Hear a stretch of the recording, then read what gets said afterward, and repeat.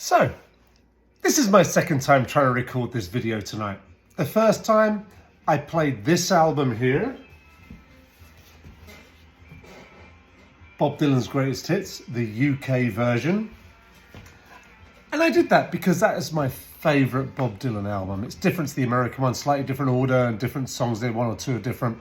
And I listened to it throughout university and loved every part of it. So when I made this, this is my second recording.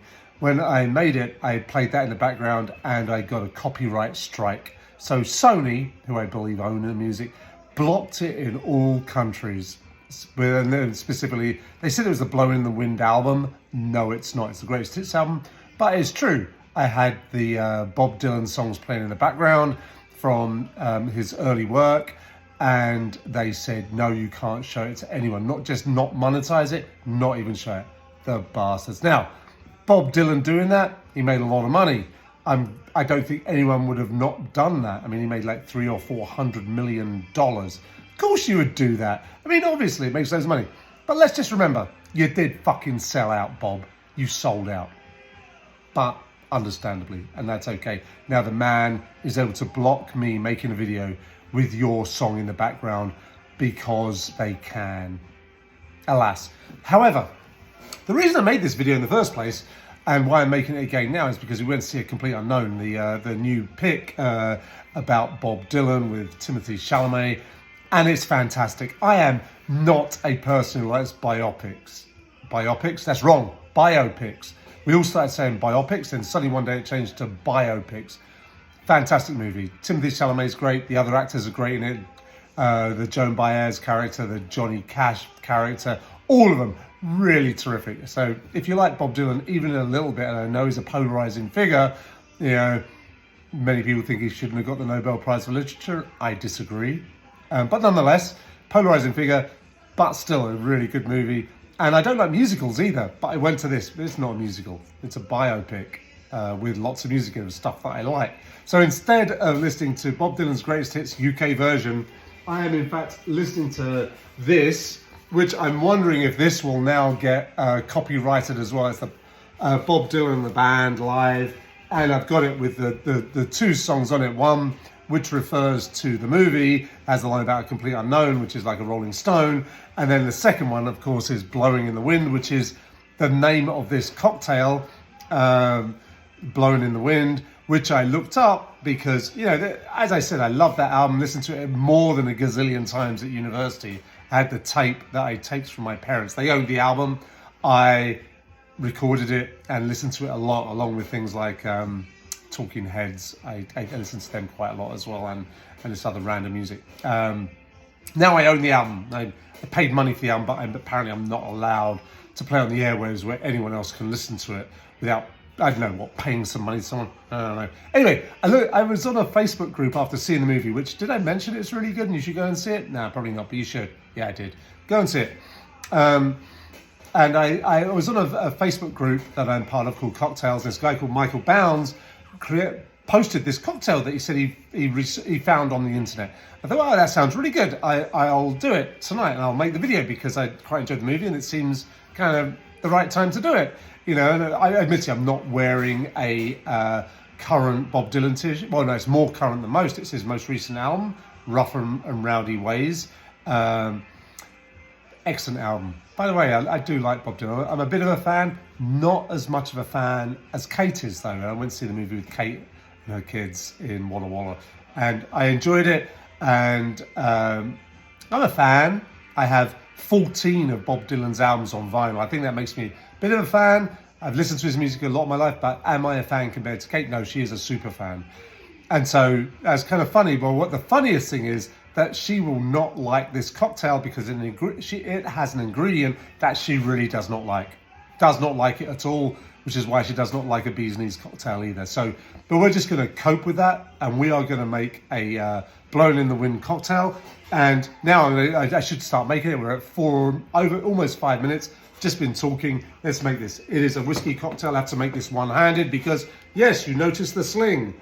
The glamorous sling that I bought from Amazon because it was cheaper. Well, not cheaper. It was better to buy one from Amazon for $25 than to use the piece of shit one I got from the hospital after I had my operation, which I still don't know how much that's going to cost. It was 3 weeks ago. American medical care system with insurance. I have no idea what this is going to cost me for that to repair a torn labrum. So it was a bit of snip, snip, snip, and repair, saw, shave bits of bone off and things like that. So I'm in a sling, and I bought a more comfortable sling from Amazon for $25. Again, because even though I asked for a quote, they wouldn't give me one. And I have no idea what it's going to cost me. It could either be a lot or it could be a little.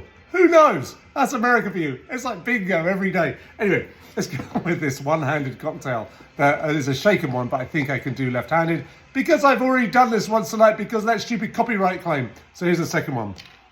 1.5 ounces of bourbon. And these are Evan Williams, the one that me and Kate like. It's bottom shelf. It's quite good. It does the trick very nicely.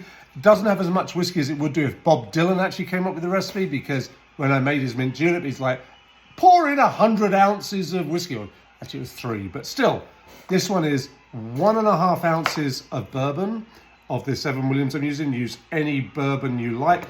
I went slightly heavy there. I think Bob would approve. Next ingredient, a bit of a barman's handshake. Called barman's handshake because, like peach schnapps, it just mellows out everything you could ever possibly want to do. When I made cocktails in Sevilla at the British Pavilion, that's all we had to add to anything to make it taste just like smooth alcohol. This smoothens things out. And I don't think I mentioned yet, as I'm adding these ingredients in, I decided to look into Michael Bound's cocktail that he posted on Cocktails on Facebook. And it turns out it's by Bar GPT. It is an AI-generated cocktail. This is the first AI-generated cocktail that I've made. I guarantee it. We're over 180 videos. First AI one I've ever made. Here, listen to the description of this. It's great. AI description, obviously, as well. And here we go. This will probably get me banned as well. So I'm going to try and talk loudly so you can't really hear the blowing in the wind in the background. It says, Bar GPT, this cocktail is a tribute to legendary Bob Dylan, inspired by his iconic song, Blowin' in the Wind, which is playing with a band in the back. Just like the song, this drink is timeless, smooth as true, and deeply meaningful. It combines a harmonious blend of flavors that will leave you pondering life's mysteries with every sip. Now, I've tried this already because did I mention I made a cocktail earlier on? This same one that then got copyrighted? Anyway, it's an okay cocktail. It's really not bad at all. Deep and meaningful? No, it's not rough enough for Bob's voice, for Timothée Chalamet's voice in this, for Johnny Cash's voice in the movie, any of those.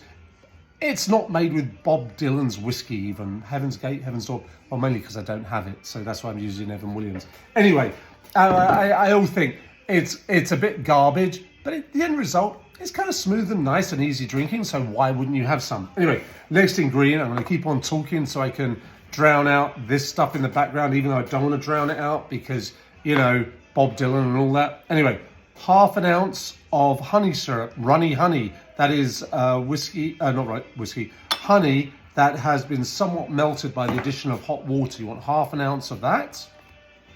Next ingredient, some freshly squeezed, here's the lemon as evidence, lemon juice. We want 3/4 ounce of that. That is that, like so. And then final ingredient, we are going to go a bit of Angostura bitters. Can't stop reaching for things with my right hand. Not supposed to do that too much. There we go. 2 dashes. 1, 2. Put this over here along with all these random lids that are building up on my chopping board. We are going to now see how well my left hand can shake. And actually, I already know, not too bad. Shake it up, baby. Like so. Oh boy, now that really drowns out Bob Dylan and the band. No one's copyrighting this section, baby.